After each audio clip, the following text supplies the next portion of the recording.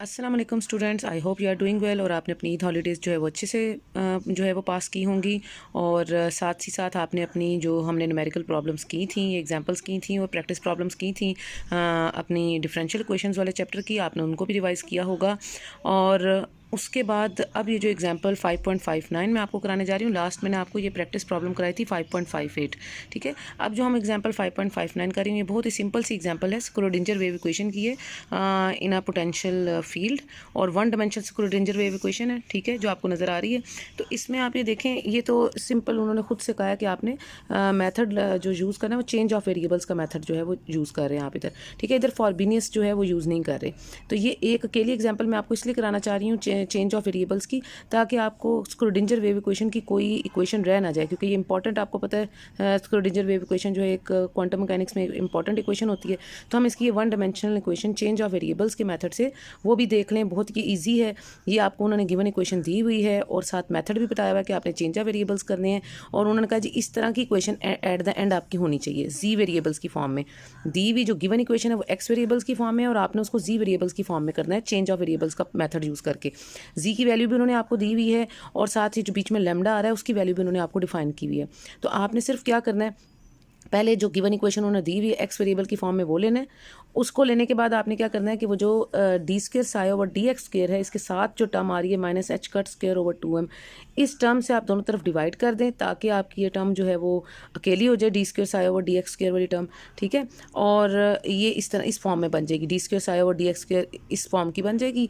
और दोनों तरफ डिवाइड करने के बाद उसके बाद अब आपने ये जो एक्स स्क्र वाली फॉर्म आ रही है बीच में, इसके वेरिएबल्स को चेंज करना है ना। तो इसके वेरिएबल्स को चेंज करने के लिए उन्होंने आपको ये जी जिस फॉर्म में आपने इसको लेके आना है, जी को डिफाइन किया हुआ। उन्होंने कहा जी G is equal to M K over H cut square whole के पावर 1/4 है इंटू एक्स।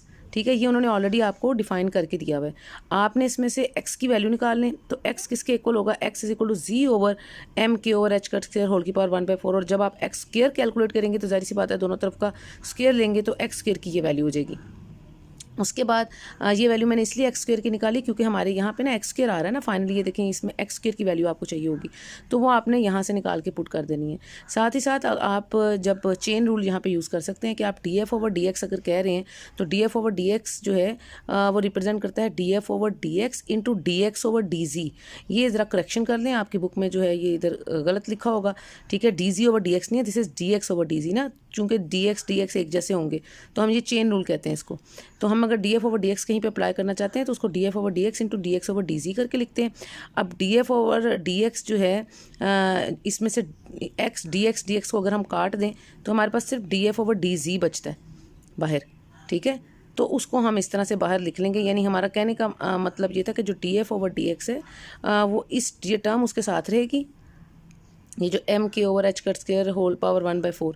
ठीक है, ये पर टर्म उसके साथ रहेगी और D F over D x जो है वो इसके इस टर्म के multiply by D F over D जी जो है उसके बराबर होगा। और अगर एफ जो है वो कोई भी आर्बिट्री फंक्शन है तो हम ये भी कह सकते हैं कि डी बाई डी एक्स, अगर एफ को इग्नोर कर दें तो हम ये भी कह सकते हैं कि डी बाई डी एक्स जो है वो ये वाली टर्म जो कांस्टेंट टर्म है साथ M K over H cut square whole power 1/4, तो D by D X of जो है वो equal to this term multiply by D by D G होगी। ठीक है, अगर हम ये क्योंकि ये देखें ना यहाँ से आप डी बाई डी एक्स निकालें तो ये जो टर्म इसके साथ मल्टीप्लाई और ये एक्स वेरिएबल के साथ वो जी के साथ जाके डिवाइड हो जाएगी ना। ठीक है, तो ये उस तरफ चली जाएगी। तो अगर हमने डी बाई डी जी निकालना चाहते हैं कहीं पे तो हम क्या करेंगे कि ये जो टर्म है ये डी बाई डी जी के साथ आएगी और डी बाई डी एक्स जो है वो इस पूरी टर्म को रिप्रेजेंट करेगा, product of this term constant term multiply by D by D जी। ठीक है, तो ये हमारा तरीका होता है। ये हमने क्यों डिफाइन करना था, क्योंकि हमने इसको यहाँ पुट करना है D square over D x square की जगह। तो जो हमारी गिवन इक्वेशन है उसमें दो जगह हमें एक्स की ज़रूरत थी, एक तो एक्स स्क्र की ज़रूरत थी, एक्स स्क्र मैंने आपको कहा कि इधर से निकाल लेंगे जो उन्होंने डिफाइन किया हुआ है आपको जी, और दूसरा हमें ज़रूरत थी D square over D x square को हमने D square over D G square बनाना है। ठीक है, तो हमने क्या किया, डी बाई डी एक्स को इस तरह से डिफाइन कर दिया कि डी बाई डी एक्स जो है वो इस constant term M K H over H cut square whole power 1/4 multiply by D by D G, इस पूरी चीज़ को हम यहाँ पे पुट करेंगे D square over D x square की जगह। अब यहाँ पे ये भी उन्होंने अगेन गलती है, यहाँ पे इसको करेक्शन कर लेंगे, डी एक्स स्क्र नहीं है डी जी स्क्र बन गया। अब आपका जब आपने ये वैल्यू इधर पुट की है तो ये डी जी स्क्र बन गया है। उसके बाद minus M K over H cut square और एक्स स्क्र की जगह आपने क्या पुट की है, ये वैल्यू जो आपने जी से निकाली थी वो आपने पुट करती इनटू साई। ठीक है। अब आपकी पूरी इक्वेशन जो है वो एक्स वेरिएबल से जी वेरिएबल में कन्वर्ट हो चुकी है। अगेन आपने जैसे मैंने पहले कहा था कि D square psi over D x square को जैसे आपने अकेला किया था तो उसके साथ जो टर्म आ रही थी उससे दोनों तरफ डिवाइड कर लिया था। इसी तरह अभी जो D square psi over D G square के साथ जो ये जो टर्म आ रही है इससे दोनों तरफ डिवाइड कर लें तो आपके पास फाइनली ये जो इक्वेशन है ये D square psi over D G square इस तरह से बनेगी। थोड़ी सी और सिंप्लीफिकेशन करेंगे और सिंप्लीफिकेशन के बाद अब आपके पास ये दोनों टर्म्स साए वाली हैं। इसमें जो लेमडा ये जो टर्म है मैं कहती हूँ ये पूरी टर्म जो है ये लेमडा को डिफाइन कर रही है। हमें कैसे पता, जब आपने डिवाइड किया ना दोनों तरफ इस जो कांस्टेंट टर्म से तो आपके पास ये वाली टर्म बन गई राइट हैंड साइड पे, इक्वल के राइट हैंड साइड पे। और ये पूरी टर्म आपको उन्होंने ऑलरेडी आपको क्वेश्चन में दिया हुआ है कि this is lambda where lambda is equal to 2e over H cut m over k under root. ठीक है, तो ये पूरी टर्म लेमडा को रिप्रेजेंट कर रही है। तो अब आपने सिर्फ इसमें लेमडा ये यूज़ किया कि दिस इज़ लेमडा। अब ये माइनस लेमडा जो है हमें चूंकि फाइनल ये वाली शक्ल चाहिए लेमडा माइनस जी स्क्वायर वाली, तो हम क्या करेंगे कि ये जो लेमडा है इसको इस तरफ ले आएँ लेफ्ट हैंड साइड पे और उसमें से साई को कॉमन ले लें। तो फाइनली आपकी वही इक्वेशन बन गई है by the method of change of variable से, जैसे आपकी वन डायमेंशन स्क्रूडिंजर वेव इक्वेशन की जैसे वो चाहते थे। ठीक है, ये वाली फाइनल फॉर्म यही बनेगी आपकी जी वेरिएबल्स के साथ इस तरीके से कि अब आपके पास जो फाइनल फॉर्म बनेगी वो क्या होगी कि D square psi over D G square, इसको करेक्ट कर लें, ये this is D G square minus G square psi इस तरह की पहले बनेगी, उसमें से फिर आप कॉमन ले लेंगे साई को और ये फाइनली आपकी ये शक्ल बन गई। ठीक है, तो ये हमारा एक ही मैंने कहा कि आपको थोड़ा सा बता दें कि method of change of variables. इसके आगे ये प्रैक्टिस प्रॉब्लम है 5.59 वन डायमेंशनल वेव इक्वेशन की। वो भी आपने सेम इसी तरीके से जैसे उन्होंने जैसे हमने ऊपर स्क्रूडिंजर वेव इक्वेशन की है चेंज ऑफ वेरिएबल्स के फार्मूले से, ये भी वही तरीका है। इसको आप ज़रा खुद ट्राई करें कि ये किस तरह से आप चेंज ऑफ वेरिएबल्स का इस्तेमाल करके आप अपनी इस इक्वेशन को इस फॉर्म में लेके आ सकते हैं। ठीक है, by the method of change of variables. तो ये प्रैक्टिस प्रॉब्लम 5.59 आप करेंगे। उसके बाद आगे हम करेंगे हमारी एग्जांपल नंबर 5.60। ठीक है, लेजेंडरी इक्वेशन है। जितनी इक्वेशंस जो हमने पढ़ी हैं जो इक्वेशन हम सॉल्व कर सकते हैं अपने, अब यहाँ से फॉर्बिनस हम यूज़ करेंगे, फॉर्बिनस मेथड ना। ठीक है, यहाँ से अब हम फॉर्बिनस मेथड का आगाज़ करेंगे। चेंज ऑफ वेरिएबल्स का मेथड हमने यहाँ तक कर दिया। अब लेजेंडरी इक्वेशन से ऑनवर्ड अब मैं जितनी भी एग्जांपल्स आपको बताऊँगी कोशिश करूँगी हर एक लेजेंडरी इक्वेशन हम कर लेते हैं। इसके अलावा हम जो है एक आपकी है लेगर्स डिफरेंशियल इक्वेशन है। उसके अलावा ये लेगर्स डिफरेंशियल इक्वेशन के बाद एक और इक्वेशन है आपकी ये चेबेशेव इक्वेशन जो है, ये भी हम सॉल्व करते हैं। ये चेबेशेव इक्वेशन है, आपकी लेजर्स इक्वेशन है या आपकी ये जो लेजेंडरी इक्वेशन है, ये तीनों जो है ये हम सॉल्व करेंगे बाय द मेथड ऑफ फॉर्बिनस, जो मेथड हमने किया था जिसमें हम सोल्यूशन को पहले डिफाइन कर लेते हैं। तो let's see one by one. अच्छा, अब लेजेंडर डिफरेंशियल इक्वेशन से पहले मैं आपको ये लेगर्स इक्वेशन डिफरेंशियल इक्वेशन और दूसरी ये जो चेबशेव इक्वेशन है, ये दो इक्वेशंस पहले आपको सॉल्व कराना बता देती हूँ, क्योंकि ये दोनों करने के बाद आपको वो लेजेंडर डिफरेंशियल इक्वेशन की आसानी से समझ आ जाएगी। अब ये जो लेजर्स डिफरेंशियल इक्वेशन है उसमें ये इक्वेशन उन्होंने आपको दी हुई है। हाँ, इन तीनों को जो अब ये तीन एग्जाम्पल्स हमने करनी है, एक लेजर्स इक्वेशन वाली और एक ये चेबशेव इक्वेशन और तीसरी जो है लेजेंडर डिफरेंशियल इक्वेशन, तीनों को हमने फॉर्बिनस मेथड से सॉल्व करना है। तो ये जो लेजर्स इक्वेशन है इसको देखें, ये आपको उन्होंने डिफरेंशियल इक्वेशन दी है। उन्होंने कहा आपने develop a series solution selecting the parameter n to make your series polynomial. ठीक है, आपने इसका सीरीज सॉल्यूशन बनाना है सीरीज पॉलिनोमियल के साथ ना। तो आपको पता है फॉर्बिनस मेथड क्या होता है, उसमें सबसे पहले आप सॉल्यूशन एज्यूम करते हैं कि y क्या है, वो हमने पढ़ा था y is equal to sigma r is equal to 0 to infinity और a r x to power k plus r where a not is not equal to 0। ये हमारी अजम्पशन है कि y ये सॉल्यूशन को रिप्रेजेंट करता है। और उसके बाद हम इसका पहले फर्स्ट डेरिवेटिव लेते हैं, पावर को पहले उतारा, पावर में से एक कम किया, फिर हम इसका सेकंड डेरिवेटिव लेते हैं उसी तरीके से, पावर को पहले उतारा, इसका अब अनदर डेरिवेटिव लेना है ना, तो पावर को पहले उतारा, पावर में से एक कम किया। अब ये जो हमने किया ये इसलिए किया ताकि हम y की वैल्यू dy ओवर dx की वैल्यू और d square y over dx square की ये जो वैल्यूज़ हमने लिखी हैं ये हम इस अपनी गिवन जो लेजर्स डिफरेंशियल इक्वेशन है इसमें पुट कर लेंगे। और जब ये हम पुट कर लेंगे, ये देखेंगे हमने सबसे पहले और इसके साथ x आ रहा है ना, D square Y over D X square के साथ ये x आ रहा है। x को तो खैर आपको पता है हम सॉल्व कर सकते हैं, जो शुरू में एक आ रही होती है टर्म हमारी सेकंड ऑर्डर के साथ, हम उसको दोनों तरफ डिवाइड करेंगे ना तो वो सॉल्व हो जाएगी। ठीक है, तो या डिवाइड ना भी करेंगे, ये देखें ये x इसी के साथ सॉल्व हो जाएगा जब हम इसकी वैल्यू पुट करेंगे ना D square Y over D X square की। तो ये x की पावर आ रही है k प्लस r माइनस 2 जो इधर आ रही है, और जब ये वाला x इसके साथ आराम से सॉल्व हो जाएगा, इस x की पावर है 1, तो -2 + 1 वो हो जाएगा -1, ठीक है। तो ये इसके साथ ही सॉल्व हो जाएगा। दूसरी 1 - x के साथ ये dy/dx की टर्म ये हमने पुट कर दी, ठीक है। और उसके बाद हमारे पास है +ny और ये y जो हमने सोल्यूशन एज्यूम किया था फॉर्बिनस इक्वेशन से वो हमने इधर डाल दिया। फॉर्बिनस सोल्यूशन आपने कहाँ पढ़ा था, वो मैं आपको एक दफ़ा दोबारा रिकॉल करा दूँ अगर आपको नहीं आ रहा जहन में। तो ये जो फॉर्बिनस सोल्यूशन है ये हमने यहाँ पे पढ़ा था मेथड ऑफ फॉर्बिनस से, ठीक है। तो ये वाला मेथड हमने कहा था कि जिसको हम लेजर्स इक्वेशन के लिए, हर्माइट डिफरेंशियल इक्वेशन के लिए, बेजल इक्वेशन के लिए, लेजेंडर इक्वेशन के लिए, इन सब के लिए यूज़ कर सकते हैं, ठीक है। तो ये जो फॉर्बिनस मेथड है अभी मैं आपको इसमें लेजर्स इक्वेशन के लिए हम यूज़ करें और उसके बाद हम इसको जो है चेबशेव इक्वेशन के लिए भी यूज़ करेंगे और फिर लेजेंडर इक्वेशन के लिए यूज़ करके मैं आपको बताऊंगी। तो ये पहले हमने सबसे पहले लेजर्स इक्वेशन, तो ये वो फॉर्बिनस मेथड है, ये मैंने आपको रिकॉल करा दिया। अच्छा, जब हमने ये वैल्यूज़ पुट कर ली तो ये हमारे पास इस फॉर्म में आ गया ना, ठीक है। अब जब ये इस फॉर्म में, यही इक्वेशन हमारी इस फॉर्म में आ गई है, तो अब हम क्या करते हैं, हमने अगला काम ये करना होता है कि हमारे जो x की पावर है एक तो पहले हमारी सिग्मा एक जैसी होनी चाहिए, r = 0 to ∞, r = 0 to ∞, r = 0 to ∞, ठीक है।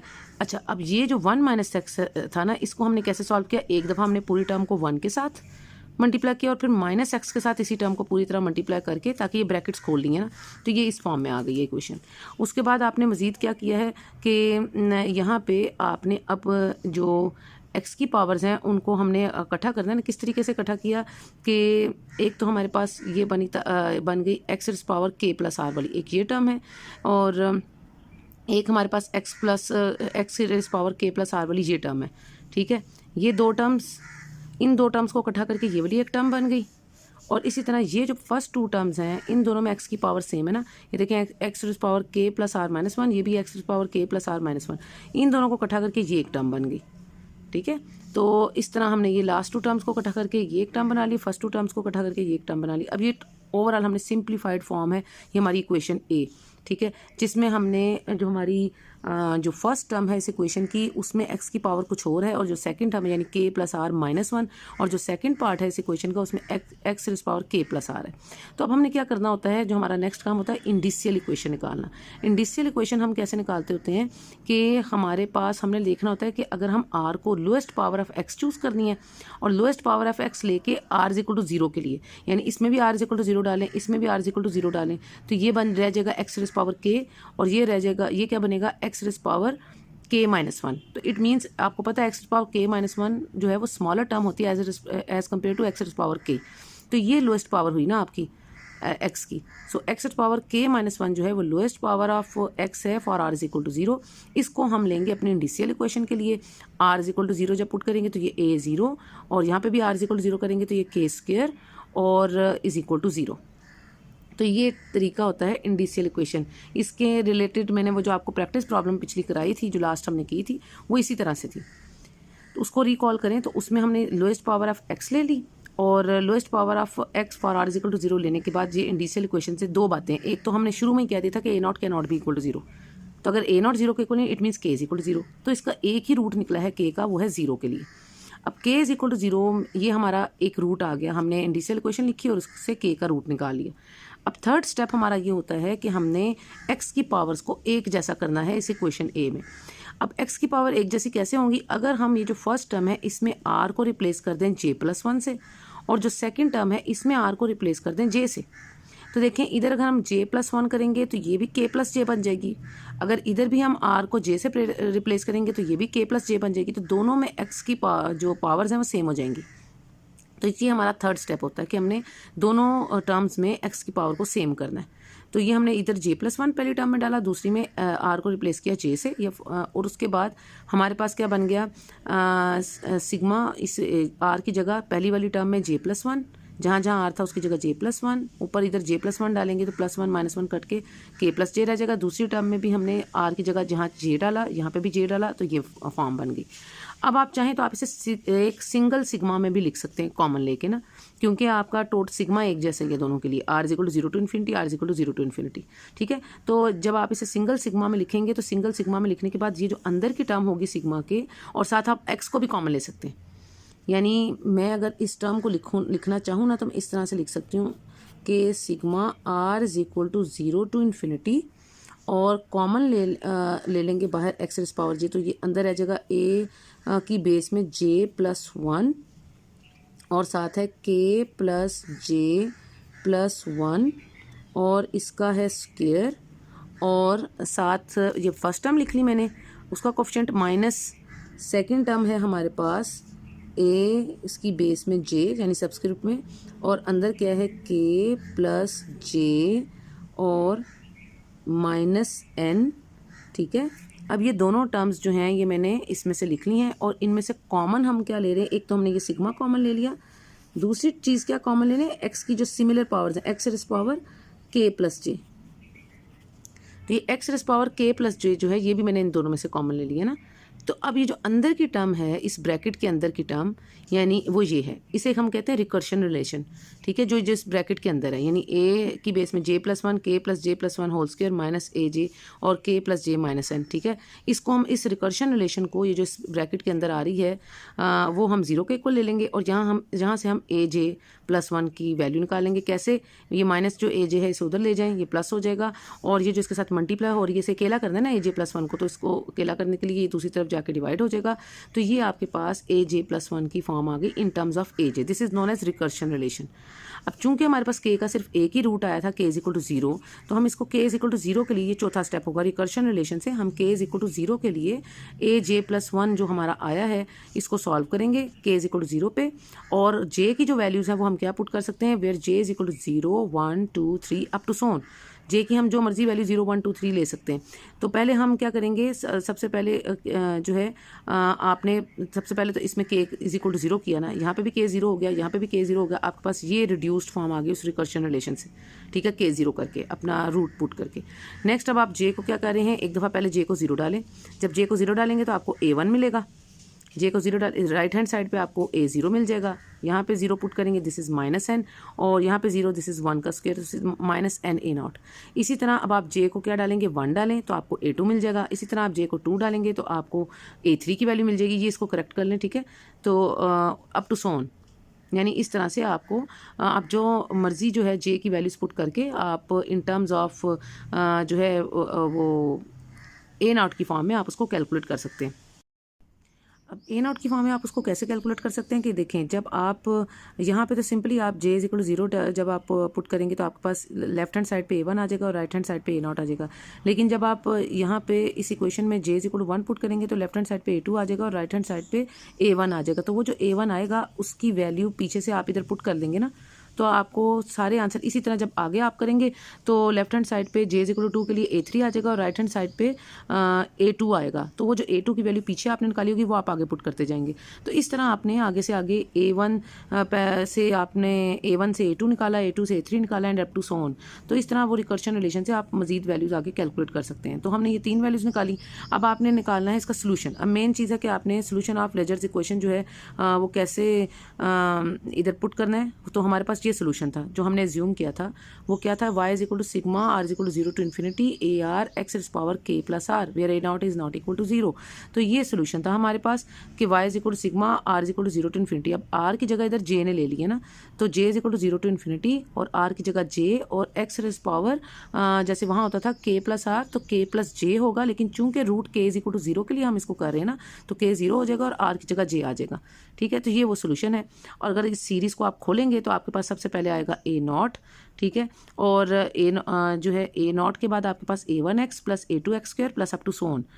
अब ये किस तरह से, क्योंकि आप देखें इधर अगर आप पुट करते जाएंगे ना जे की वैल्यूज़, तो आपने जे की वैल्यू पुट करनी है, पहले जे इज इक्वल टू 0 करें तो जाहिर सी बात है आपके पास जे इज इक्वल टू 0 करेंगे, एक्स पावर 0 एनी वेरिएबल जो है जिसकी पावर 0 हो वो 1 हो जाता है ना, तो ये A0 आ जाएगा। फिर आप जे इज इक्वल टू 1 पुट करें तो A1 x आ जाएगा, और फिर जब j is equal to 2 put करेंगे तो A2x square and up to so on. इस फॉर्म में इसका ये सीरीज सोल्यूशन बन जाएगा। और यहाँ से आप y is equal to a nought, और अगर इसको जर्नल ज़रा फॉर्म में लिखना चाह रहे हैं तो अब ये A1 और A2 की वैल्यूज पुट कर सकते हैं ना। A0 तो वैसे ही रहेगा, लेकिन जो A1x है इसमें आप कैसे लिख सकते हैं, इसमें आप A1 की वैल्यू डाल सकते हैं माइनस एन A0, ठीक है। Minus N A nought into x. इसी तरह जब आप ए टू एक्स स्क्र है तो आप इसमें ए टू की वैल्यू डाल सकते हैं। ए टू क्या आया था, -1 का square n into n -1 over 2 factorial का स्क्र और ए नॉट स्क्र, ये रिकर्शन रिलेशन से जो हमने निकाला था। और अगर आप उसको 3 पुट करें A3 के लिए तो A3 की वैल्यू ये आपने पुट कर दी, ठीक है, और साथ आ जाएगा A0x³ plus up to so on. तो ये आपने A1 A2 A3 जो हमने तीनों लिखे थे उस फॉर्म में हमने सीरीज सोल्यूशन को उनकी वैल्यूज पुट करके A0 तो पहला वैसे ही रहेगा ना, तो बाकी हमने बाकी सारी टर्म्स को भी इन टर्म्स ऑफ A0 निकाल लिया। तो A0 इनमें से आप कॉमन ले सकते हैं, ठीक है। तो आपके पास हायर पावर ऑफ x आ गई है। पहले सबसे पहले यहाँ पे x इक्वल टू 0 था, जिसके साथ कुछ नहीं होता, वो x 0, फिर 1 x की पावर 1, फिर x की पावर 2, x की power 3 up to so on. तो ये हायर पावर ऑफ x की जो है ये सीरीज लिखी। अगर आप इसका जर्नल सोल्यूशन लिखना चाहते हैं तो जो लास्ट इक्वेशन आपने लिखी है इससे आप इसको जर्नलाइज कर सकते हैं। लास्ट इक्वेशन में अगर आप देखें, आपने r को या r को जैसे j का हुआ था ना, तो उसको आपने 3 लिया हुआ है। तो अगर r इक्वल टू 3 है, इस लास्ट इक्वेशन से r इक्वल टू 3 के लिए, तो अगर आप इसको लिखेंगे तो -1 रेज़ पावर 3 की जगह अगर आप r पुट करें तो -1 raise power r n into n -1 और अप टू सो ऑन जो लास्ट टर्म बनेगी वो होगी n माइनस r प्लस 1, और ये नीचे भी r फैक्टोरियल हो जाएगा। यानी इस तरीके से हम इसका जर्नल जो है ना जर्नलाइज करके इसको ऐसे लिख सकते हैं from r equal to 3 value से, ठीक है। तो वो जो लास्ट इक्वेशन थी उसमें हम -1 की रेज़ पावर r हो जाएगा n इंटू एन -1, और अप टू सो ऑन जो n-2 था ना उसकी जगह आप लिख सकते हैं n माइनस r प्लस 1। अब देखिए ना, r हमने कहा कि r हमने 3 लिया हुआ है ना, तो अगर r 3 है तो -3 प्लस 1 क्या बनता है, n-2। तो ये n-2 यही है ना जो आपने यहाँ पे लिखा था ये। तो इस n-2 को आप किस फॉर्म में लिख रहे हैं, इस फॉर्म में लिख रहे हैं। n-2 को आप लिख रहे हैं n minus r plus 1 for r equal to 3 ना, और नीचे जो 3 फैक्टोरियल था उसको अब आप क्या लिख रहे हैं, r फैक्टोरियल। तो ये जो लास्ट टर्म है इससे हमने उसको जर्नलाइज कर लिया, 3 की जगह r, नीचे भी 3 की जगह r, और ऊपर हमने n इंटू एन -1, और n-2 को आपने कैसे करके लिखा है generalized, n minus r plus 1 -3 plus 1 यानी n-2, ये यही फॉर्म बनती है। और साथ हमने जो इसके साथ x आ रहा था, x के ऊपर चूंकि 3 था तो 3 की जहाँ 3 था उसकी जगह हमने क्या पुट किया है, उसकी जगह हमने r पुट किया, तो ये x रेज़ पावर r हो जाएगा। तो ये हमने जर्नलाइज इसको इस फॉर्म में करके लिखा है। और साथ ही हमने क्या किया है, इसको ज़्यादा अगर आपने जो है वो मोर जर्नलाइज्ड फॉर्म में लिखना है तो ये जो ऊपर वाली सारी टर्म है ये n फैक्टोरियल को शो करेगी अगर आप इसको मल्टीप्लाई एंड डिवाइड कर दें n माइनस r फैक्टोरियल से। तो आप इसे मल्टीप्लाई एंड डिवाइड करें n माइनस r फैक्टोरियल से, ऊपर मल्टीप्लाई कर दें नीचे डिवाइड कर दें। तो ऊपर जब आप n माइनस r फैक्टोरियल से इसको मल्टीप्लाई कर देंगे तो ये पूरी ऊपर वाली जो न्यूमरेटर वाली टर्म है ये n का फैक्टोरियल बन जाएगी, और नीचे वो जो n माइनस r फैक्टोरियल है वो नीचे रह जाएगा r फैक्टोरियल के साथ, ठीक है, into x raise power r। उसके बाद this is called the Legendre's polynomial of the order n and denoted by ln of x। आप इसको इस तरह भी लिख सकते हैं। सो ln ऑफ x जो है ये पूरा सोल्यूशन आपने उसका लिख लिया, sigma r is equal to 0 to n और -1 रेज़ पावर r और n factorial over n minus r factorial into r factorial का whole square into x raise power r। तो ये आपका लेजर्स पोलिनोमियल है और उसका ऑर्डर n, और उसे आप ln ऑफ x से आपने शो करके उसका सोल्यूशन लिख दिया। तो ये एक तरीका था लेजर डिफरेंशियल इक्वेशन का बाय यूजिंग द फॉरबिनियस जो मेथड था उसको। इसी तरह ये चेबीशेव इक्वेशन है, उसकी भी उन्होंने सीरीज सबसे जब दी हुई है आपको, इसको भी वो कहते हैं कि इसका भी आप सीरीज सोल्यूशन आप लिख सकते हैं। एज्यूम इसी तरह से करना है आपने, y is equal to sigma r is equal to 0 to infinity A R x raise power k plus are where a nought is not equal to 0।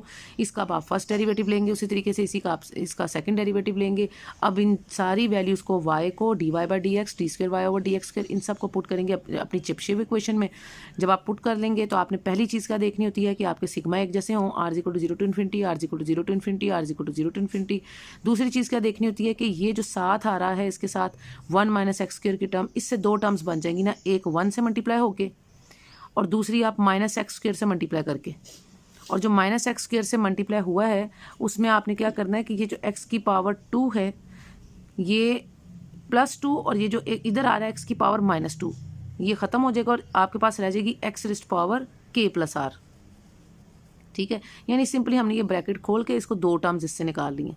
इसके बाद ये माइनस ये जो एक्स पावर 1 है ये अंदर सॉल्व हो जाएगा, +1 -1 ये x power k plus r बचेगा आपके पास, प्लस एन स्क्र और sigma r is equal to 0 to infinity A R x power k plus r is equal to 0। अब ये सेम सिमिलर है ना, ये x power k plus r, ये भी x power k plus r, ये भी x power k plus r, ये तीनों टर्म सिमिलर है। आप चाहें तो आप इन्हें एक ही सिग्मा के साथ लिख सकते हैं, ठीक है ना, और ये एक टर्म बन जाती हैं।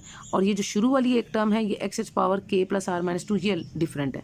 अब इस नेक्स्ट स्टेप हमने क्या करना होता है, नेक्स्ट स्टेप हमने ये करना होता है कि हम इसकी इंडिशियल इक्वेशन लिखते हैं। इंडिशियल इक्वेशन का मतलब है कि आपने लोएस्ट पावर ऑफ एक्स लेनी होती है for r is equal to 0। अब जरा आर इज इक्वल टू 0 इधर पुट करके देखें, आर इज इक्वल टू 0 इधर पुट करके देखें, तो आपके पास ये एक्स पावर k वाली फॉर्म बन रही है, ठीक है। ये जहाँ पे आप आर इज इक्वल टू 0 करेंगे k-2 है, so this is the lowest power of x for r is equal to 0। ये आपकी इंडिशियल इक्वेशन को रिप्रेजेंट करेगी आर 0 के लिए। इधर भी आर 0 करें, इधर भी आर 0 करें, सो दिस इज यहाँ पे भी r0, तो a0 और k इंटू k-1, ठीक है। और जो है x को वेरिएबल को तो इसमें नहीं लेते ना, सिर्फ कॉफिशेंट्स लेते हैं हम, ठीक है। तो ये इंडिशियल इक्वेशन आपने लिख ली इज इक्वल टू 0। और उसके बाद चूंकि हमने कहा कि a0 0 के इक्वल नहीं हो सकता, तो इट मीन्स कि k इंटू k-1 0 होगा, और यहाँ से k के दो रूट्स निकलेंगे, एक 0 के लिए और एक 1 के लिए, तो ये दो रूट्स ऑफ k आ गए। अब नेक्स्ट स्टेप हमने क्या करना होता है, इंडिशियल इक्वेशन के बाद रिकर्शन रिलेशन बनानी होती है। रिकर्शन रिलेशन बनाने के लिए हमने क्या करना है कि हमने x की पावर्स को सेम करना है। अब ये तो दो पावर सेम है ना, इनको आप चाहें तो एक ही सिग्मा के साथ लिख सकते हैं कॉमन लेके। अब ये x power k plus r है, ये भी x power k plus r है, लेकिन ये x power k plus r minus 2 है। तो आप क्या कर सकते हैं कि फर्स्ट टर्म में अगर आप सेम बनाना चाहते हैं तो r को रिप्लेस करें j+2 से। जब r को j+2 से रिप्लेस करेंगे तो ये पहली वाली टर्म k प्लस जे वाली बन जाएगी, एक्स पावर k प्लस जे। और जो दूसरी तीसरी टर्म्स हैं इनमें आप क्या करेंगे, इसको रिप्लेस करें r इज इक्वल टू जे, तो ये भी k प्लस जे वाली बन जाएगी, ये भी k प्लस जे वाली बन जाएगी, ठीक है। मैं अगेन आपको ये बता रही हूँ कि आप चाहें तो इन दोनों को सेम एक ही उसमें लिख सकते हैं। तो आपके पास दो टर्म्स बनेंगी, एक एक्स की ये वाली फॉर्म बनेगी x power k plus r minus 2, और एक दूसरी होगी x power k plus r. फिर पहली वाली में आप रिप्लेस करेंगे आर को j+2 से, और दूसरी वाली में रिप्लेस करेंगे आर को j से, तो वो फिर सेम एक्स की जो है वो बन जाएंगी। तो जिस तरह इन्होंने किया आप ऐसे भी कर सकते हैं कि आप n² की टर्म को उन्होंने कोशिश की है कि अलग रखें, ठीक है, तो आप भी उसको अलग रख सकते हैं, ठीक है। तो अब ये हमारे पास जो है ये एक फॉर्म जो है वो बन गई। इसमें अब ये तीनों चीज़ें एक्स की तीनों पावर्स एक जैसी हो गई हैं अब ये सब्स्टिट्यूशन करने के बाद, ठीक है। और हमने जैसे मैंने आपको कहा था आप इसे सिंगल ब्रैकेट में लिख सकते हैं r is equal to 0 to infinity, और x की भी सिंगल पावर अब आप बाहर लिख सकते कॉमन ले सकते हैं x पावर k प्लस जे। तो वो जो अंदर की जितनी टर्म्स होंगी आपकी एक ही फॉर्म में वो सारी आपकी क्या वो बनाती हैं, उसे कहते हैं रिकर्शन रिलेशन। और वहाँ से आप j+2 वाली जो टर्म है वो आप लिख लेंगे, और वो इक्वल होगी ये जो माइनस वाली टर्म है उस तरफ ले जाएं, तो ये ए जे को इन दोनों में से आप कॉमन ले लें, या अगर आप पहले भी एक कॉमन ले लेते तो आप पहले भी इस तरह लिख सकते थे। सो k प्लस जे का स्क्वायर और जो है उसके बाद डिवाइडेड बाय ये जो सारी टर्म इसके साथ मल्टीप्लाई हो रही है a j+2 के साथ, ये आके डिवाइड हो जाएगी। आपको पता है x की पावर ये x और ये जो सिग्मा है ये बाहर कॉमन थे, इनको नहीं हम लिखते, सिर्फ अंदर वाली जो कोफिशिएंट्स हैं उनको हमने कंसीडर करना है रिकर्शन रिलेशन में। तो a j+2 की हमने वैल्यू निकाल ली in terms of a j। Next step हम अब रूट्स का इस्तेमाल करते हैं। पहले तो हमारे पास इस जो आपकी लेजर्स इक्वेशन थी इसमें k का सिर्फ सिंगल रूट था ना, k इज इक्वल टू 0। यहाँ पे k के चूंकि दो रूट्स आए हैं, k इज इक्वल टू 0 भी आया है और k इज इक्वल टू 1 भी आया है, तो पहले आप इसको k इज इक्वल टू 0 के लिए निकालें। तो देखें चेबीशेव वो इक्वेशन जो है वो आपको क्या देती है। जब k इज इक्वल टू 0 करेंगे तो चेबीशेव इक्वेशन से जो सोल्यूशन आपने एज्यूम किया था ये वाला y is equal to sigma 0 r is equal to 0 to infinity A R x power k plus r, इसमें k को ज़रा 0 करें तो आपके पास k को 0 पुट करने के बाद और r के लिए ये इन्होंने डायरेक्ट यहाँ पे सोल्यूशन लिख दी है। r यहाँ पे चूंकि j को शो कर रहा है ना, जब दो रूट्स आते हैं ना आपके पास k इज इक्वल टू 0 और k इज इक्वल टू 1, इस तरह दो रूट्स आएंगे तो तब आपने j की सिर्फ 0 to 4 वाली वैल्यूज़ जो हैं वो इस तरह से इवन नंबर वाली वैल्यूज़ आपने कंसीडर करनी होती हैं। जब आपने देखा था कि आपके पास सिर्फ सिंगल रूट आया था k इज इक्वल टू 0 का, तो फिर आपने j की सारी वैल्यूज़ ली थी, j is equal to 0 1 2 3 up to so on. लेकिन अब हम क्या करेंगे कि j की हमने सिर्फ 0 to 4 वाली वैल्यूज़ लेनी है, k इज इक्वल टू 0 के लिए भी और k इज इक्वल टू 1 के लिए भी। जब आप k इज इक्वल टू 0 का सोल्यूशन लिखेंगे यहाँ पे आप r is equal to j, इसको आप अगर 0 पुट करेंगे तो ये देखें k ऑलरेडी 0 है, तो r जो कि 0 है, r जो कि j को रिप्रेजेंट कर रहा है 0 होगा, तो एनीथिंग पावर 0 ये पूरी पावर 0 हो जाएगी, दिस इज़ 1। तो आपकी फर्स्ट टर्म आएगी a0, ठीक है। इसी तरह सेकंड टर्म में जब आप जे को जो है 0 के बाद 2 पुट करेंगे तो यानी आर विच इज़ जे जिसको आप 2 पुट करेंगे तो यहाँ पे A2 और ये के तो ऑलरेडी 0 है तो इधर 2 आ जाए तो दिस इज़ एक्स स्क्वेयर वाली टर्म आएगी आपके पास। ठीक है। और इसी तरह आप टू सो ऑन आप फिर उसको 4 पुट करेंगे, जब इधर 4 पुट करेंगे एक्स पावर 4 वाली टर्म आएगी आपके पास and up to so on इस तरीके से। और ये जो बीच में आ रही हैं ये जब आप आर को 2 पुट करते हैं तो A2 की जो वैल्यू आएगी ना आपके पास इस फॉर्मूले से, ये मैंने k इक्वल टू 0 के लिए इस जो रिकर्शन रिलेशन है इसको मैंने इस तरह से लिखा, पहले k इक्वल टू 0 के लिए, फिर इसी रिलेशन को आप लिख सकते हैं फॉर k इक्वल टू 1 इस तरह से। ठीक है। तो k इक्वल टू 0 वाली में जब आप इसमें देखें जब j को आप 0 पुट करते हैं तो A2 की एक वैल्यू बनेगी आपके पास। ठीक है। और इन टर्म्स ऑफ A0 वो A2 की वैल्यू आपने इधर पुट करनी है ना। इसी तरह जो आपकी जो अगली टर्म बनेगी जब आप जे को 4 पुट करेंगे तो A4 की एक जो है वो टर्म बनेगी। A4 की टर्म कैसे आएगी, इस रिकर्शन रिलेशन से जो आपने k इक्वल टू 0 के लिए लिखी है। इसमें जब आप जे को 2 पुट करेंगे तो आपके पास जो है एक टर्म बनेगी। ठीक है। और यहाँ पे A2 आएगा और मैंने जैसे पीछे बताया था कि इस A2 में आपने पीछे वाली जो A2 की वैल्यू है उसको पुट करना है। ठीक है। जो पिछली A2 की वैल्यू आई थी आपके पास कब आई थी, जब आपने जे को 0 पुट किया था, उस A2 की वैल्यू को आपने इस इधर पुट करना होगा ना। और हर एक ए की वैल्यू से अगली ए की वैल्यू आपने निकालनी होती है ना, यानी आपको A2 से A4 मिल जाएगा और A4 में आप A2 की वैल्यू पुट करेंगे इन टर्म्स ऑफ A0 आपने सारी वैल्यूज निकालनी है ताकि A0 को आप कॉमन ले लेंगे। ठीक है। तो जब आपने जे 0 पुट किया था आपको A2 मिला था इन टर्म्स ऑफ A0, फिर जब आप जे को 2 पुट करेंगे आपको A4 मिलेगा इन टर्म्स ऑफ A2, फिर जब आप जे को 4 पुट करेंगे आपको A6 मिलेगा इन टर्म्स ऑफ A4। और ये जो A4 A2 इस तरफ बन रही है राइट साइड पे वो आपने पिछली वैल्यूज़ जो हैं वो आपने इसमें पुट करती जानी है ताकि आपके पास सारे जो आंसर्स हैं वो इन टर्म्स ऑफ A0 हों। फिर आप उसको इस सीरीज़ की फॉर्म में लिखेंगे। तो ये थोड़ा सा काम ये अब आपने करके देखे ना, जैसे हमने इधर किया था ये सेम वही बात है कि जैसे हमने इसके अंदर ये काम किया था ना कि आपने A1 भी निकाली थी, A2 भी निकाली थी, A3 भी निकाली थी एक ही रिकर्शन रिलेशन से, और A1 को A2 में पुट किया था, फिर A2 को A3 में पुट किया था और सारों को इन टर्म्स ऑफ A0 निकाला था। वही काम आपने अब इसके लिए करना है। तो फिर आपके पास ये सीरीज़ बन जाएगी और इसमें से आप कॉमन ले सकते हैं A0 की वैल्यू को। ये आपने क्या for k equal to 0। Similarly आपने अगला जो काम इसके लिए करना है क्योंकि इसके 2 रूट्स है ना, k इक्वल टू 1 के लिए भी करना है, इसका सेकंड रूट के लिए, उसके लिए भी आपने चिपशे क्वेश्चन जो है उसका सोल्यूशन किस तरह से आप लिखेंगे कि वो जो आपने ये जिस तरह ये सीरीज सोल्यूशन हमने कंसीडर किया हुआ है फॉरबिनस मेथड से, उसी में आपने आप जो है वो आर को एक दफ़ा आर जो कि जे है आपका उसको एक दफ़ा 0 पुट करना है, फिर आपने उसको 2 पुट करना है, फिर आपने उसको 4 पुट करना है जैसे आपने ऊपर किया फॉर k इक्वल टू 0। इसी तरह k इक्वल टू 1 के लिए करना है। बस फ़र्क क्या आएगा k इक्वल टू 1 के लिए कि ये जो आपकी रिकर्शन रिलेशन है ये k इक्वल टू 1 के लिए पहले मैंने इस तरह करके लिख ली है ना। ठीक है। तो ये मेन आपकी इक्वेशन है AJ+2 वाली। तो इस इक्वेशन को पहले आप इस फॉर्म में लिख लें। ठीक है। k इक्वल टू 1 पुट करके इधर, और उसके बाद आप जो इसके साथ कोफिशिएंट्स की टर्म आती जाएंगी। देखिए अगर हम यहाँ पे इस रिलेशन को अगर हम यूज़ करते हैं तो हमारे पास अगर k इक्वल टू 1 के ऊपर अगर इस सोल्यूशन को देखें ना तो ये k1 है और हम j को शुरू में पहले 0 पुट कर रहे हैं तो x पावर 1 की एक टर्म x बच जाएगा और साथ A0। ठीक है। A0 को हम कॉमन ले लेंगे, साथ ही x की टर्म बन जाएगी। इसी तरह जब हम सेकंड पुट करेंगे इसके अंदर फॉर j इक्वल टू 2, क्योंकि k तो ऑलरेडी 1 ही है ना, तो j इक्वल टू 2 आप करेंगे तो ये 1 + 2 दिस इज x क्यूब वाली टर्म आपको देगा।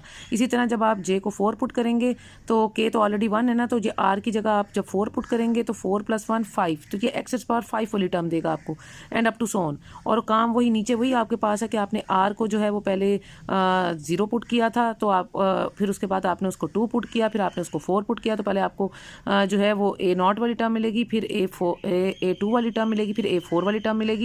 तो वो जो A2 A4 वाली टर्म्स हैं उनको भी आप इन टर्म्स ऑफ A0 लिख के इस तरह से आप कॉमन लेके A0 ये पूरी सीरीज लिख सकते हैं for the second root k equal to 1। तो जैसे आपने k इक्वल टू 0 के लिए सीरीज लिखी थी, सोल्यूशन लिखा था, इसी तरह k इक्वल टू 1 के लिए भी आप चेबीशेव इक्वेशन का इस तरह से सीरीज सोल्यूशन लिख सकते हैं। तो ये मैंने आपको इसका तरीका बता दिया। अब आपने अगर इसका कन्वर्जेंस टेस्ट करना है कि ये देखना है कि ये सीरीज कन्वर्ज करती है या नहीं करती, मतलब इसका आंसर जो है वो पॉसिबल है या इनफाइनाइट तो नहीं हो जाता, क्योंकि अगर आंसर इनफाइनाइट इन्फिनिटी को अप्रोच कर जाता है तो फिर वो आपका डाइवर्जेंस हो जाती है, आपका सोल्यूशन जो है वो एग्जिस्ट नहीं करता ना। तो अगर आप इसकी कन्वर्जेंस चाहते हैं तो ये एक तरीका है कन्वर्जेंस को चेक करने के लिए कि अगर आपका यू कोई फंक्शन है और यू की जो सबस्क्रिप्ट में j+2 है और डिवाइडेड बाय यू ऑफ जे, और इसकी एब्सोल्यूट वैल्यू इसलिए हम ले रहे हैं कि इसमें इसकी पॉजिटिव वैल्यू भी हो सकती है और नेगेटिव वैल्यू भी हो सकती है। तो ये जो यू फंक्शन है ये बेसिकली ये किसको रिप्रेजेंट करता है, aj+2 ओवर aj को। ये aj+2 ओवर aj की वैल्यूज़ आपने कहाँ से ली हैं, ये जो रिकर्शन रिलेशन आपने लिखा था ना, जो जनरल रिकर्शन रिलेशन था, वहाँ से आपने aj+2 ओवर aj वाली जो है वो वैल्यूज़, ये aj उधर जाके डिवाइड हो जाएगा ना, तो उसको आपने कंसीडर करना है, ताकि ये दोनों रूट्स बाद में निकाले थे ना, उससे k = 0 के लिए अलग निकाला था, फिर k = 1 के लिए अलग उसको कैलकुलेट किया था। तो जनरल आप इसको कर लेंगे तो दोनों की कन्वर्जेंस इकट्ठी चेक हो जाएगी। तो अब ये हमने aj+2 ओवर aj वाली वैल्यू ये है k+j² - n² ओवर दिस, ये पूरी टर्म ये उसको रिप्रेजेंट करिए। साथ चूंकि ये फंक्शन है तो फंक्शन के साथ कोफिशिएंट के साथ साथ x जो है उसका आएगी ना वैल्यू, तो ये x का स्क्वायर आ जाएगा साथ, ठीक है। तो ये हमने कन्वर्जेंस, ये एक बेसिक फार्मूला होता है कन्वर्जेंस सीरीज को चेक करने के लिए कि आपका जो सोल्यूशन है वो कन्वर्जेंट है या नहीं।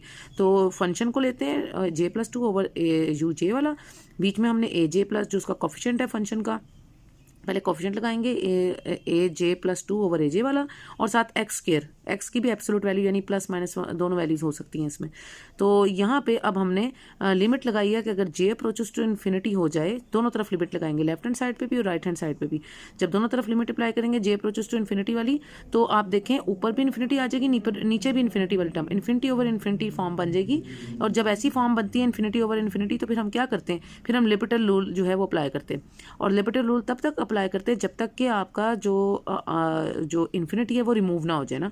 तो अब हम अगर यहाँ पे लिपिटल रूल जो है राइट हैंड साइड पे अप्लाई करेंगे तो वो कैसी होगी, ऊपर अगर पहले एक दफ़ा ऊपर वाली टर्म का अलग से आप डेरिवेटिव लेते हैं और नीचे वाली टर्म का अलग से डेरिवेटिव लेते हैं, ठीक है। जब ऊपर वाली टर्म का डेरिवेटिव लेंगे तो वो पावर को पहले उतारा, पावर में से कम किया ना, तो ये 2k+j वाली टर्म ऊपर बन जाएगी, n का डेरिवेटिव 0 हो जाएगा। इसी तरह जब नीचे वाली टर्म का डेरिवेटिव लेंगे तो वो बन जाएगा आपके पास ये जो पहले प्रोडक्ट टर्म थी ना, तो इसको जब आप इसका डेरिवेटिव लेंगे u × v फॉर्म लगा के ना, ठीक है, ये नीचे u × v फॉर्म बन रही है ना, तो डेरिवेटिव ऑफ u × v और plus derivative of v × u, ये वो वाला फॉर्म लगी है नीचे u × v फॉर्म। तो और साथ ही x² तो वैसे का वैसे ही रहेगा ना, ठीक है। ये इस पे नहीं था आपने लगाना, सिर्फ ऊपर और नीचे वाली टर्म्स जो थी x के अलावा उनका आपने डेरिवेटिव लिया था, ऊपर वाली और नीचे वाली का, ठीक है।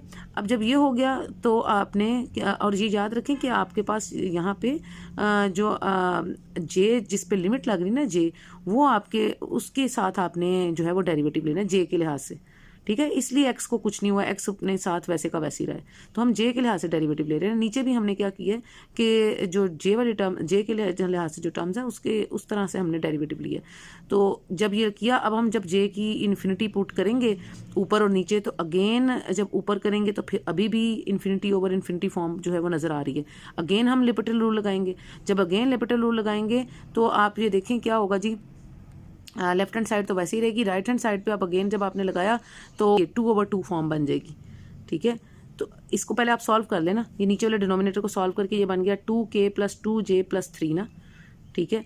तो जब ये होगा इसका जब आप डेरिवेटिव लेंगे तो ये 2k का डेरिवेटिव भी 0, 3 का डेरिवेटिव भी 0, तो नीचे भी 2/2 की फॉर्म आ जाएगी। साथ आपके पास सिर्फ क्या रह जाएगा, x का एब्सोल्यूट, तो ये सारा कैंसिल आउट हो जाएगा ना ऊपर नीचे, ठीक है। ये 2 और 2 कैंसिल आउट हो जाएगा, सिर्फ आपके पास x² का एब्सोल्यूट जो है ये बचेगा लिपिटल रूल लगाने के बाद। तो 2 दफ़ा लिपिटल रूल लगाया, ऊपर वाली और नीचे वाली टर्म का अलग अलग डेरिवेटिव लिया, और j पे चूंकि लिमिट है तो j के लिहाज से डेरिवेटिव हम ले रहे हैं, ठीक है, इसलिए x को कोई फर्क नहीं पड़ेगा।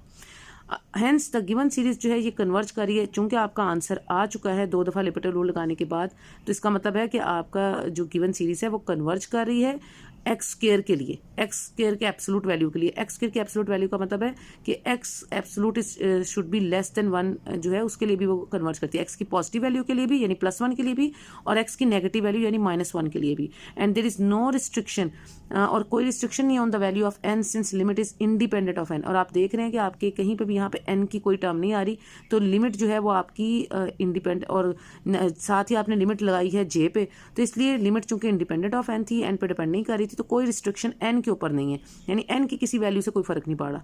तो आपको जो फ़र्क पड़ा था वो सिर्फ j से फ़र्क पड़ा था। तो इसीलिए आपकी सीरीज़ जो है वो एक्स की पॉजिटिव नेगेटिव दोनों वैल्यू के लिए वो कन्वर्ज करिए। तो ये इसका फाइनल आपने कन्वर्जेंस टेस्ट निकालने के बाद ये जो आपकी चिपशिव इक्वेशन थी उसका हमने दो रूट्स के इक्वल 0 और के इक्वल 1 के साथ हमने सोल्यूशन का सीरीज़ भी निकाला और उसकी कन्वर्जेंस भी टेस्ट कर ली। अब लास्ट हमारा रह गया है लेजेंडर इक्वेशन, तो उसको भी देख लेते हैं। अब जैसे ये एग्जाम्पल 5.60 है, इसमें हमने लेजेंडर इक्वेशन को भी उसी पैटर्न पे सॉल्व करना है जैसे हमने पीछे जो है लेजर्स इक्वेशन और चेबीशेव इक्वेशन जो है वो सॉल्व की है।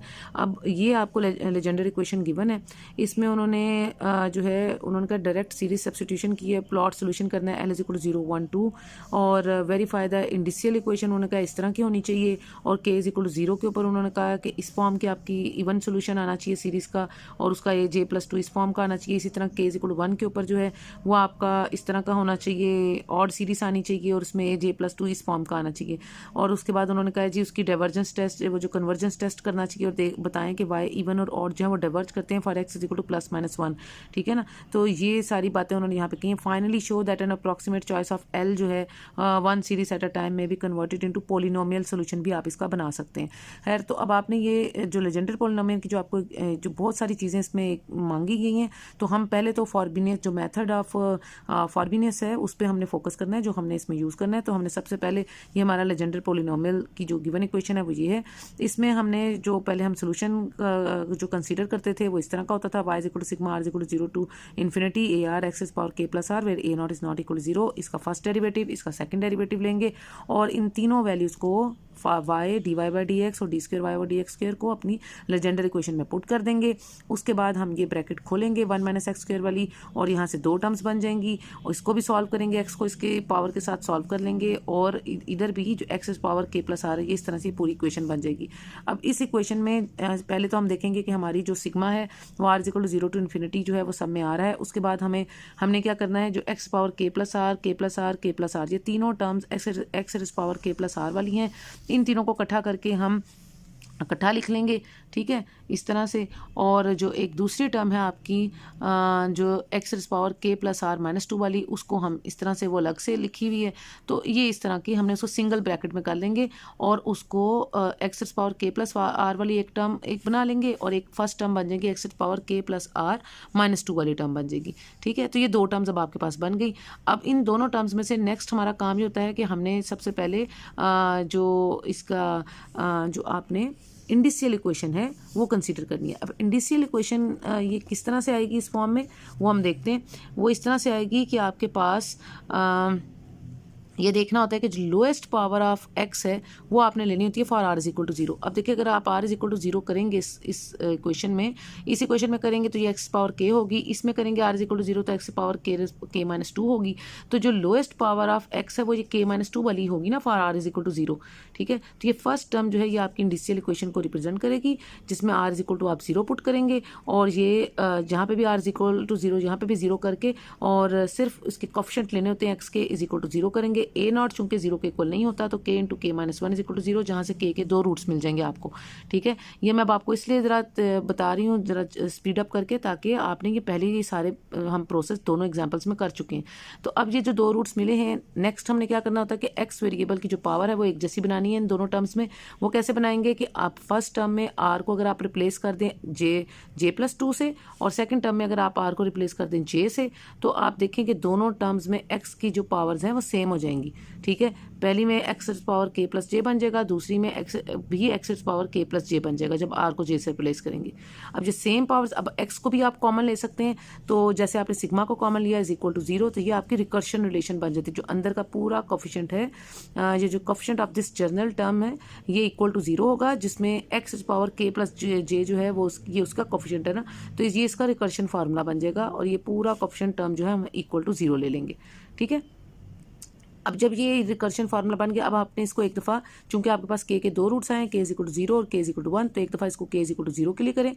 जब k = 0 के लिए करेंगे तो आपके पास ये इस पूरी टर्म में k 0 0 जहाँ जहाँ k आ रहा है उसको 0 पुट करें, तो आपने aj+2 कैलकुलेट की है इन टर्म्स ऑफ aj जो माइनस है इस तरफ वो इक्वल के दूसरी तरफ जाके प्लस फॉर्म में आ जाएगा।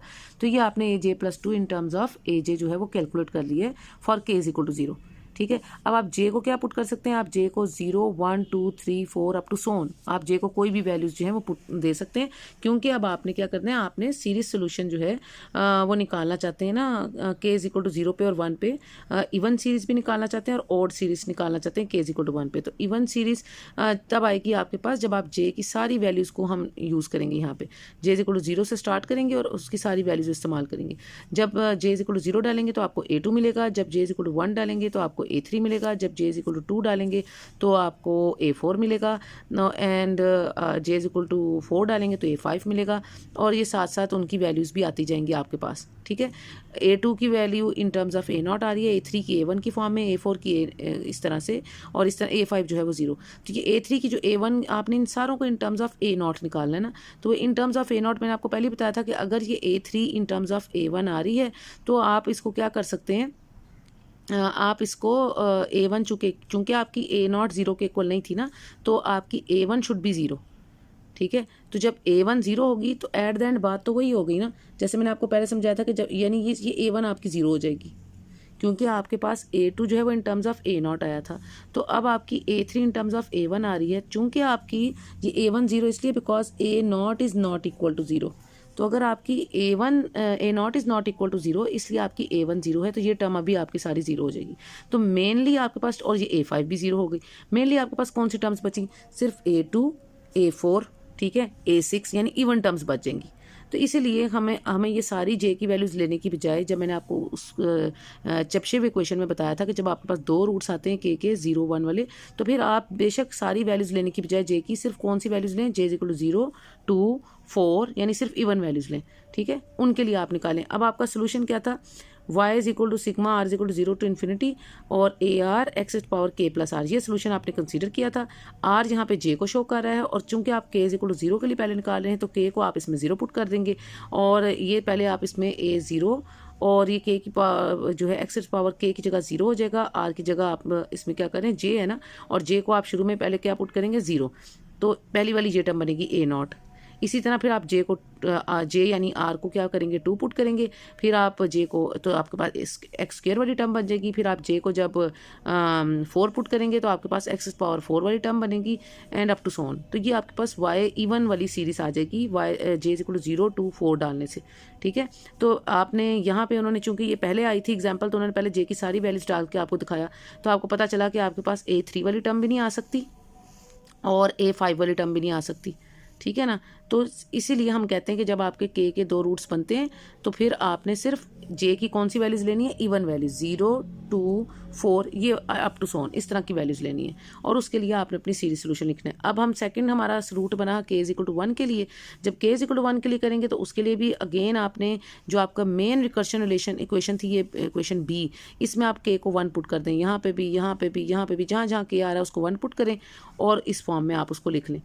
जब ये हो जाएगा क्वेश्चन बी से, तो उसके बाद आपने AJ प्लस 2 को इन टर्म्स ऑफ AJ लिखना है, ठीक है, माइनस AJ उधर जाके प्लस AJ हो जाएगा जी, AJ plus 2 in terms of AJ आ गया। लेकिन अब ये किसके लिए आया है, अब ये जो रिलेशन आया है आपके पास, ये आया है for k is equal to 1, ठीक है। यही काम आपने पहले किया था यहाँ पर, लेकिन तब ये रिलेशन आया था आपके पास किसके लिए, for k is equal to 0, ठीक है। तो तब ये k इज इक्वल टू 0 के ऊपर आया था। अब ये k इज इक्वल टू 1 के लिए आपके पास ये AJ प्लस 2 की इन टर्म्स ऑफ AJ जो है वो वैल्यू आई है, ठीक है। तो अब आपके पास जी आपने अगेन जो है सारे पुट करके देखने, इन्होंने अगेन वही काम किया कि J को 0 1 2 3 अप टू सारे पुट करके देखे।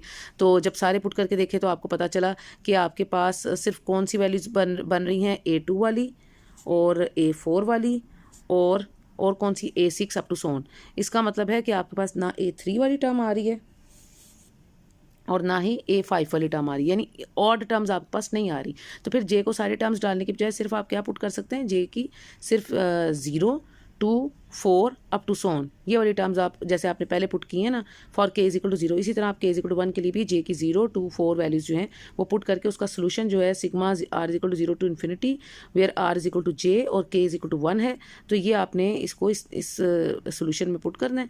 तो ये आपके पास j इज इक्वल टू 0 पे इस फॉर्म में सोल्यूशन आएगा, जे इज इक्वल टू 0 पे देखें ना, ये बनेगा ए नॉट और एक्स रेस्ट पावर के आपका 1 है ना, तो ये एक्स की पावर 1 बनेगा, क्योंकि r is equal to j is equal to 0 करेंगे ना फर्स्ट टर्म के लिए, तो ये ए नॉट एक्स बनेगा। सेकेंड टर्म के लिए आपके पास क्या बनेगा, a j is equal to 2 के लिए ए 2 और एक्स रेस्ट पावर 2 + 1 3, तो ये एक्स क्यूब बनेगा।